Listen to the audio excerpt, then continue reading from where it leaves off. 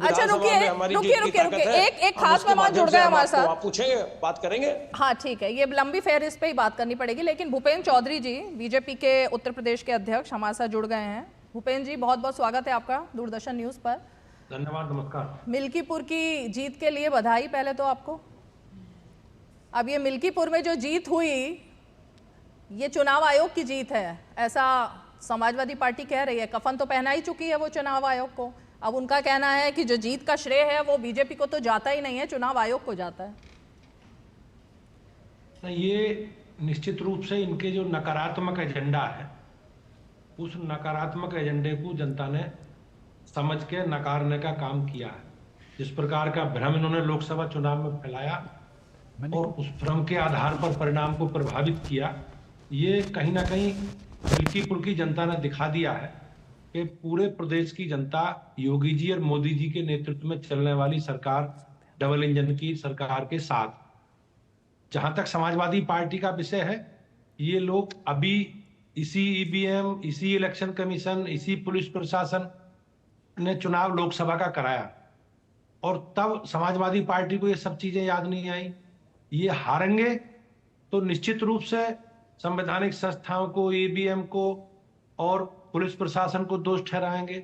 जहां तक election commission के बारे में इन्होंने किया टिप्पणियों से जुड़ा विषय है, 2012 में किस प्रकार की गुंडागर्दी करके, अराजकता करके लोगों को नामांकन तक नहीं करने दी गई और श्रीमती डिंपल यादव कन्नौज से बाई इलेक्शन में निर्विरोध बनी। ये बहुत लंबे कालखंड के बाद अगर आप देखोगे तो किसी को पर्चा तक भरने नहीं दिया इन समाजवादी पार्टी के लोगों ने। आज जिस प्रकार से मिल्कीपुर की जनता ने दिखा दिया, जिस प्रकार का ये भ्रम पैदा कर रहे थे और बार बार कह रहे थे कि अयोध्या के राजा, अयोध्या के राजा, अयोध्या के राजा, ये कहीं ना कहीं मिल्कीपुर की जनता ने, अयोध्या की जनता ने इन्हें आईना दिखाने का काम किया कि पूरे देश में, लोकतंत्र में जनता के हाथ में ही सब कुछ है, जनता को ही राजा बनाना है। तो जनता ने राजा और बनाया है। आप देखते होंगे जिस प्रकार से भगवान श्री राम के मंदिर के निर्माण के समय इन्होंने जिस प्रकार से अराजकता की, तो लोकतंत्र में जनता ने अपने ताकत दिखाई है और विपक्ष के लोग, समाजवादी पार्टी के लोग हमेशा लोकतंत्र का अनादर करते रहे हैं, जनता के निर्णय का अपमान करते रहे। इन गतिविधियों से कहीं ना कहीं ये चीजें स्पष्ट होती हैं। भूपेंद्र जी, आप 2012 के लोकसभा के उपचुनाव का, और आपने देखा अभी लोकसभा के चुनाव हुए हैं और लोकसभा के चुनावों में यही पुलिस प्रशासन था, यही सरकारी मिशनरी थी, यही इलेक्शन कमीशन था, जिस प्रकार के परिणाम आए। ये जो आपने बात कही है, तो कुल मिलाकर आपको लगता है ऐसा कि कुंभ को लेकर के सवाल खड़े करना, कुंभ में अगर हादसा हो जाए तो सवाल खड़े करना, वहां अगर डुबकी लगती है तो सवाल खड़े करना, अपने आप को अयोध्या का राजा कहना, आपको लगता है ये सनातन के बारे में जिस तरह का एक माइंडसेट दिखाया गया, जिस तरीके की बातचीत सामने आई, जनता ने उसको कहीं ना कहीं नकारा है?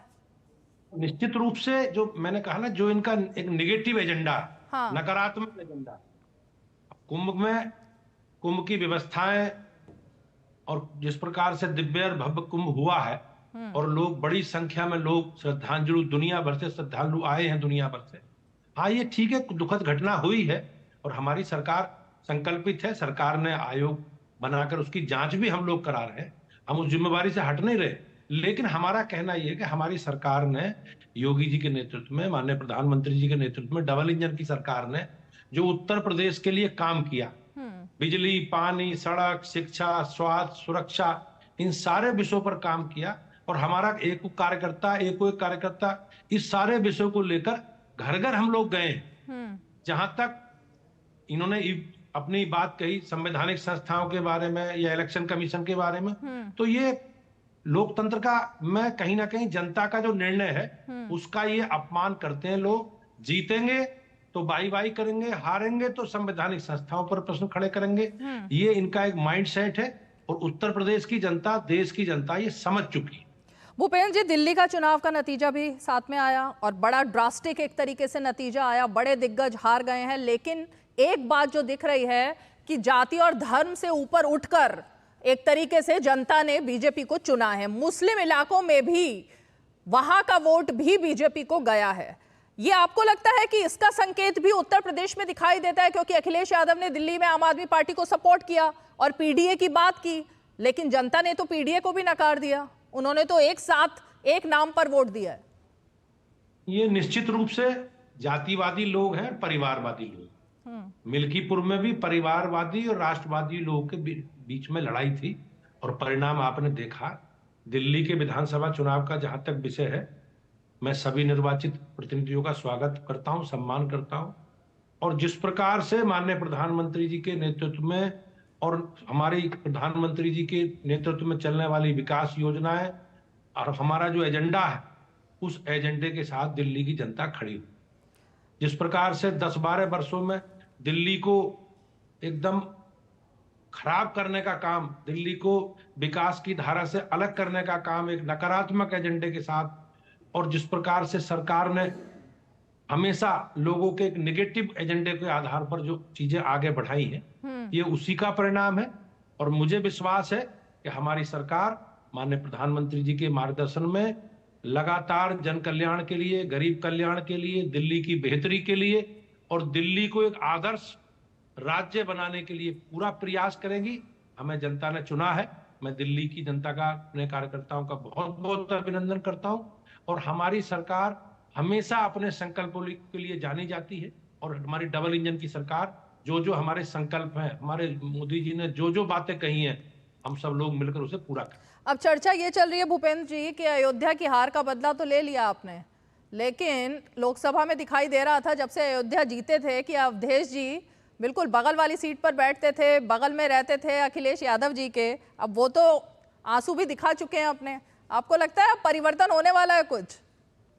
नहीं, ये आप जानते हैं, जो सब घड़ियाली आंसू थे, उनका बेटा चुनाव लड़ रहा है, उसी के कारण सब उन्होंने। लेकिन मैं निश्चित रूप से ये कह सकता हूं कि हमारी पार्टी, मोदी जी के, योगी जी के नेतृत्व में उत्तर प्रदेश में जो हमारे संकल्प हैं, जो हमारे कमिटमेंट हैं, जो लोगों से हमने वायदे किए, ठीक है, उत्तर प्रदेश की बेहतरी के लिए, उत्तर प्रदेश को विकसित राज्य बनाने के लिए, ये सारे काम हम लोग कर।